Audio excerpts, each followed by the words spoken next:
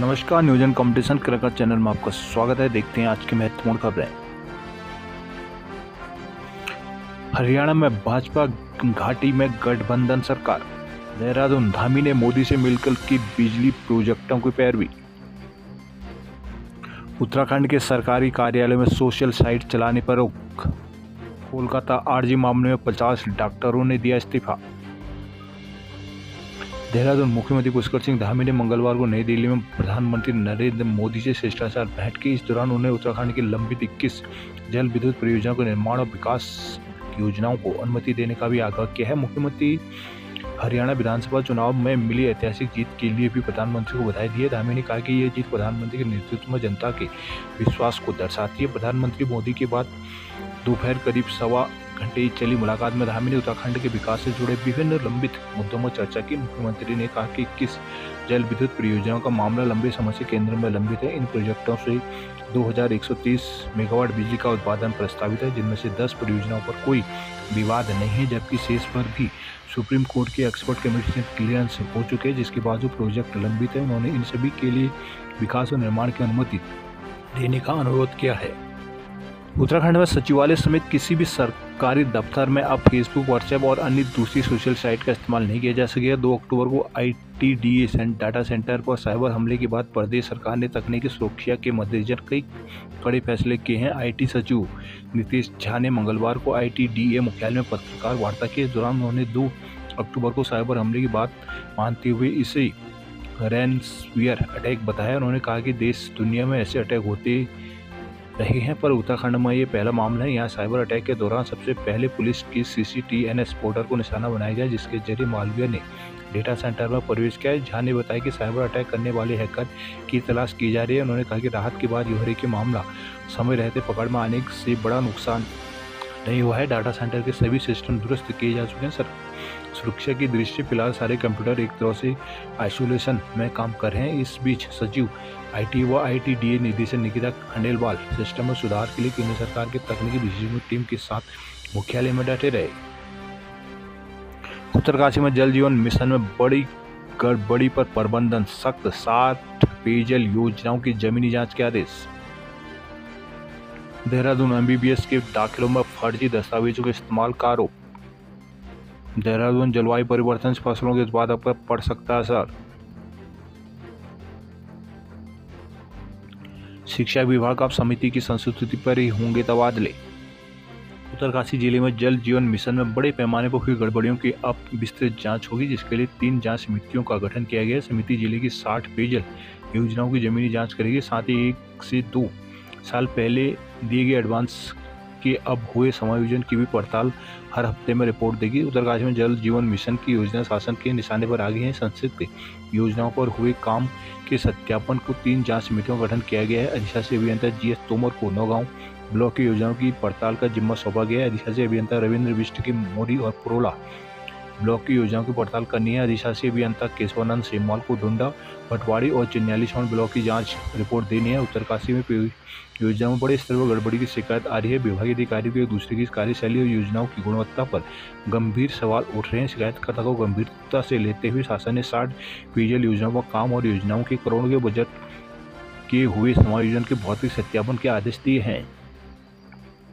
उत्तराखंड के मेडिकल कॉलेजों में MBBS के दाखिले के लिए चल रही नीट UG काउंसलिंग में दस्तावेजों में धांधली का आरोप लगा है। राष्ट्रवादी रीजनल पार्टी और कुछ अभिभावकों ने निवास जाति EWS अनाथ प्रमाण पत्र के गलत प्रयोग का दावा किया है। उन्होंने ऐसे लोगों के खिलाफ कानूनी कार्रवाई की मांग की है। मंगलवार को प्रेस क्लब में पार्टी के संयोजक रवि प्रसाद सेमवाल ने कहा कि यूपी और हरियाणा के अभ्यर्थी फर्जी निवास और जाति प्रमाण पत्रों के आधार पर काउंसलिंग में दाखिले पा गए हैं। इस दौरान गोविंद बिजलमान, सौरभ कोठारी, सिद्धांत सिंह बिष्ट, वंश चौधरी, अरविंद चौधरी आदि मौजूद थे। उधर HNB मेडिकल विश्वविद्यालय के कुल सचिव प्रोफेसर डॉक्टर उनियाल का कहना है कि विश्वविद्यालय की ओर से नियमों के तहत पारदर्शी तरीके से काउंसलिंग कराई जा रही है। अभ्यर्थी दस्तावेज के साथ शपथ पत्र भी देता है। संदेह होने पर संबंधित DM को दस्तावेज जांच के लिए भेजे जाते हैं।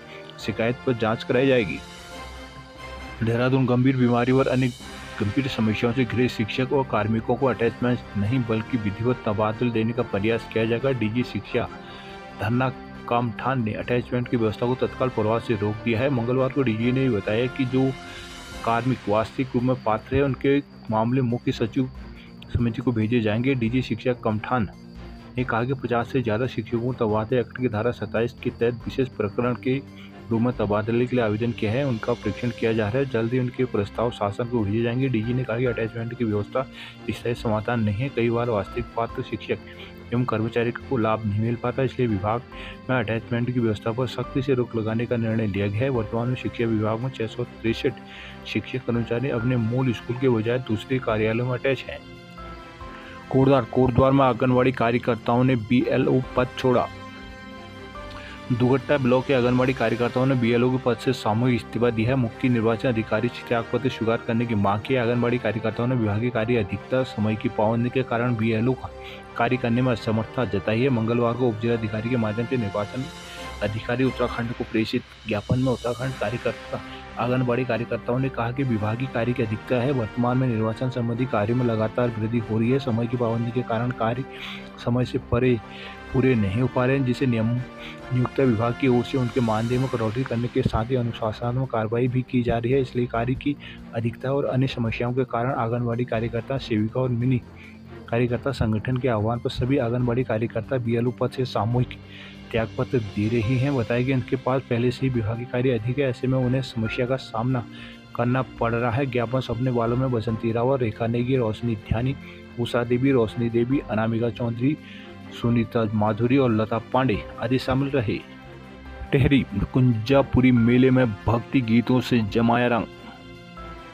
48वें कुंजापुरी पर्यटन विकास मेले की 5वीं सांस्कृतिक संध्या पर हंसराज रघुवंशी ने शानदार प्रस्तुतियां दी है। सांस्कृतिक संध्या का बतौर मुख्य अतिथि विधानसभा अध्यक्ष ऋतु खंडूरी वन मंदिर सुबोध उनियाल ने दीप प्रज्वलन का शुभारंभ किया। हंसराज को प्रस्तुत किए भजनों में मेलार्थी व अतिथि भक्तिमय रंग में नजर आई। कुंजापुरी मेले की सांस्कृतिक संध्या में मेला आयोजक वन मंत्री सुबोध उनियाल ने विधानसभा अध्यक्ष ऋतु खंडूरी का स्वागत मां कुंजा देवी कुंजापुरी का छायाचित्र देकर किया। मुख्य अतिथि खंडूरी ने इस मौके पर कहा कि मेलों से क्षेत्र की संस्कृति की झलक मिलती है। कुंजापुरी मेला निरंतर भव्य होता जा रहा है। उनकी भव्यता को बनाए रखने के लिए स्थानीय लोग निरंतर काम करें। मेले का स्वरूप जितना व्यापक होगा, क्षेत्र का कल्चर उतना ही विकसित होगा। उसके बाद मेले की सांस्कृतिक संध्या में हंसराज रघुवंशी की प्रस्तुतियों का दौर चला। टेहरी के 22 स्कूलों में बनेगी आधुनिक लैब। टिहरी जिले के 22 राजकीय इंटर कॉलेजों की सूरत बदलने वाले हैं। समग्र शिक्षा विभाग के माध्यम से करीब 4 करोड़ की लागत से इंटर कॉलेजों में विज्ञान, कंप्यूटर, रसायन, भौतिक विज्ञान और लैबों का निर्माण होगा। लैबों का निर्माण होने के बाद आने वाले समय में इन कॉलेजों में पढ़ने वाले छात्र छात्राओं को नवीन तकनीकी जानकारी मिल सकेगी, जिनसे उन्हें विभिन्न प्रतियोगी परीक्षाओं में प्रतिस्पर्धा करने सुविधाओं होने के साथ ही ज्ञान में भी वृद्धि होगी। जिले के अधिकांश स्कूलों में लंबे समय से छात्रों को बेहतर सुविधाएं देने के लिए लैब बनाने की मांग की जा रही है। शिक्षा विभाग ने केंद्र सरकार के समग्र शिक्षा कार्यक्रम के तहत करीब 40 अधिक स्कूलों में लैब बनाने का प्रस्ताव भेजा है, जिनमें से सरकार 22 राजकीय इंटर कॉलेजों में लैब बनाने के लिए करीब करोड़ की धनराशि जारी कर चुकी है। विभाग ने धनराशि की स्वीकृति मिल रही कार्यदायी संस्था उत्तराखंड पेयजल और निर्माण निगम को कार्य शुरू करवाने की कहा है। निगम ने भी स्कूलों में लैब निर्माण करवाने के लिए निविदाएं जारी कर दी है। निविदा प्रक्रिया पूरी होने के बाद 4 माह के अंदर लैब निर्माण कार्य पूरा होगा। साथ ही लैबों में छात्रों के प्रयोग के लिए आधुनिक उपकरण भी क्रय किए जाएंगे। लैब बनने से छात्र छात्राओं को तकनीकी जानकारी मिलेगी। श्रीनगर में हेड स्पीच मामले में भाजपा नेता पर मुकदमा। उत्तरकाशी में एसडीएम और तहसीलदारों के तबादले। बॉडी बैडमिंटन में बागेश्वर की टीम ओवरऑल चैंपियन। हरिद्वार में जाट दलित समाज आमने सामने। ज्वालापुर में पूर्व प्रधानमंत्री चौधरी चरण सिंह की मूर्ति लगाने को लेकर मंगोला को दलित समाज और जाट समाज आमने सामने आ गया। मौके में दलित समाज की ओर से हंगामा नारेबाजी के बाद काम को रुकवा दिया गया। जाट समाज का कहना है कि उसे नगर निगम की ओर से मूर्ति लगाने की अनुमति दी गई है। कहा कि बैठकर इस मामले को निपटाया जाएगा। दलित समाज के धर्मगुरु निर्मल दास महाराज बुधवार को पहुंचते हैं। ज्वालापुर में जटवाड़ा पुल के पास गुरु रविदास के नाम पर द्वार बना हुआ है। इसके नीचे मंगलवार को चौधरी चरण सिंह मूर्ति लगाने का काम शुरू किया गया। जाट महासभा के अध्यक्ष देवपाल राठी, भाजपा के जिला मंत्री आशु चौधरी, देवेंद्र चौधरी, कल्याण चौधरी, यशपाल चौधरी, सतीश चौधरी, शिवा चौधरी ने पूजन के बाद काम शुरू करवा दिया था। इस पर दलित समाज के 100 से अधिक लोग जटपाड़ा पर एकत्रित हो गए। उन्होंने सड़क पर दरी बिछाने के बाद नारेबाजी शुरू कर दी, जिसके साथ ही काम कर रहे मजदूरों को मौके से भगा दिया। सूचना मिलती ही ज्वालापुर पुलिस भी पहुंच गई। कुछ ही देर में पूर्व विधायक और रवि वादाचारी सुरेश राठौर भी पहुंच गए। दोपहर बाद तय काम रुकवाने के लिए बाद पुलिस मौके पर जुटी। मार्च में आचार संहिता लगने से पहले पूजन किया जाना था, लेकिन किसी कारण से नहीं किया गया, इसलिए मंगलवार को पूजन किया गया। हमारा किसी भी समाज को आहत करने का कोई इरादा नहीं था। अब सहमति के आधार पर काम किया जाएगा, कहना है आशु चौधरी, भाजपा महामंत्री। हरिद्वार छापेमारी में निजी अस्पताल पर जुर्माना, 2 क्लिनिक कराए गए बंद। पूर्णागिरि धाम में श्रद्धालुओं की संख्या में आई कमी।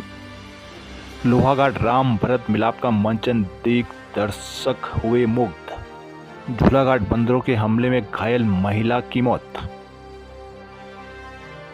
चंपावत में एक शिक्षिका की सेवाएं समाप्त, दूसरे को नोटिस। लोहाघाट वाइब सेंटर हटाने के विरोध में ग्रामीणों का प्रदर्शन। लोहाघाट के रायनगर और फूर्ती के ग्रामीणों ने वाइब सेंटर हटाने में नाराजगी जताई। इसके विरोध में मंगलवार को रायनगर के ग्रामीणों ने प्रदर्शन किया। लोहाघाट के रायनगर चौड़ी की महिला पशुपालकों ने प्रदर्शन के दौरान कहा कि लोहाघाट वर्षों से वाइब का सेंटर संचालित हो रहा है, जिससे गाय भैंस के कृत्रिम गर्भाधान कराने में आसानी हो रही है। वाइब की ओर से नगर से लगे गांव में पशुओं का सफल कृत्रिम गर्भाधान किया जाता है। ग्रामीणों ने साजिश के तहत वाइब सेंटर हटाने का आरोप लगाते हुए कहा कि इस संबंध में जल्द एसडीएम के माध्यम से डीएम को ज्ञापन भेजा जाएगा। इस मौके पर शांति देवी, गीता देवी, नीमा देवी, भावना देवी, लक्ष्मी देवी, कलावती देवी आदि ने नारेबाजी करते हुए प्रदर्शन किया। योगेश बेगोली के नेतृत्व में प्रदर्शन करने वालों में पूर्व क्षेत्रीय पंचायत सदस्य शंकर दत्त बेगोली, मनीष बेगोली, गणेश बेगोली आदि शामिल रहे। पिथौरागढ़ छात्र छात्राओं के आई कार्ड फीस रसीद साथ रखने के निर्देश। कैंपस में एक संगठन की सदस्यता की शिकायत। अल्मोड़ा मोहान दवा फैक्ट्री के निजीकरण को लेकर सियासत हुई तेज। मोहान स्थित IMPCL दवा फैक्ट्री को निजी हाथों में दिए जाने के सुगबुगाहट के बीच सियासत तेज हो गई है। पूर्व सीएम हरीश रावत, नेता प्रतिपक्ष यशपाल आर्या के बाद अब कांग्रेस के राष्ट्रीय महासचिव प्रियंका गांधी भी कर्मचारियों के विरोध प्रदर्शन के समर्थन में आ गई है। उन्होंने एक्स के माध्यम से सरकार के मंशा पर सवाल उठाए हैं। सल्ट के मोहान स्थित Indian medical pharmaceutical corporation limited IMPCL को 1978 में केंद्र और राज्य सरकार ने मिलकर स्थापित किया था। उत्तराखंड राज्य का यह आयुर्वेदिक यूनानी दवाओं का प्रमुख कारखाना है, जो देश और विदेशों में भी दवाओं की आपूर्ति करता है। वर्तमान में इस दवा फैक्ट्री में लगभग 500 कर्मचारी काम करते हैं। इसके अलावा हजारों किसान अप्रत्यक्ष रूप से जुड़े हुए हैं।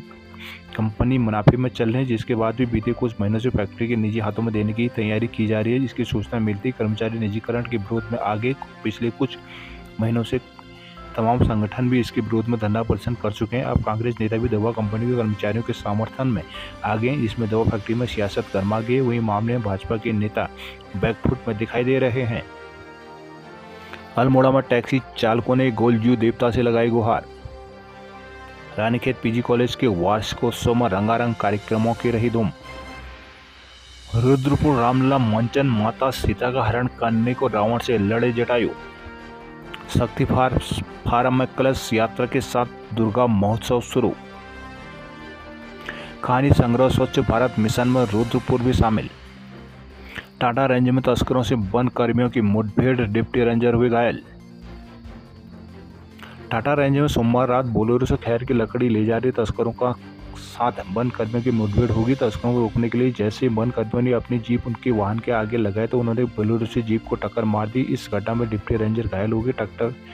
टक्कर से बोलेरो का आगे का हिस्सा टूटने से एक आरोपी भी चोटिल हो गया। वन कर्मियों ने मौके से 2 आरोपियों को गिरफ्तार कर लिया, लेकिन 3 अंधेरे में भागे। वन विभाग ने बोलेरो से खैर की 6 गिल्टें बरामद किए हैं। जानकारी के अनुसार सोमवार देर रात करीब 2:15 बजे वन विभाग की team deputy ranger Diwan Singh Rautela की अगुवाई में टांडा जंगल में हल्द्वानी रुद्रपुर मार्ग पर गश्त कर रही थी। इस दौरान हल्द्वानी रेलवे क्रॉसिंग और संजय वन के बीच जंगल में वन कर्मियों को वाहन की लाइट दिखाई दी। वन कर्मियों ने अपनी जीप जंगल की ओर लेके वन कर्मियों ने यहां खड़ी बोलेरो को आगे अपनी जीप लगा दी और वहां से उतरने लगे। वन कर्मियों के 8 पार्थिक आरोपियों ने बोलेरो से वन कर्मियों के वाहन में टक्कर मारकर भागने की कोशिश की। किसी तरह वन कर्मियों ने खुद को बचाया, लेकिन इस प्रयास में डिप्टी रेंजर दीवान सिंह रोतेला घायल हो गए। उसी समय वन कर्मियों ने बोलेरो में बैठे 2 आरोपियों को दबोच लिया, जबकि 3 आरोपी फरार हो गए। वन कर्मियों ने जब बोलेरो को तलाशी ली तो उसमें खैर के 6 गिल्टें बरामद हुई। पकड़े गए आरोपियों ने पूछताछ में अपना नाम दिनेशपुर खटोला नंबर 2 निवासी लखविंदर सिंह और लक्का पुत्र गुरुबख्श सिंह और किशन पुत्र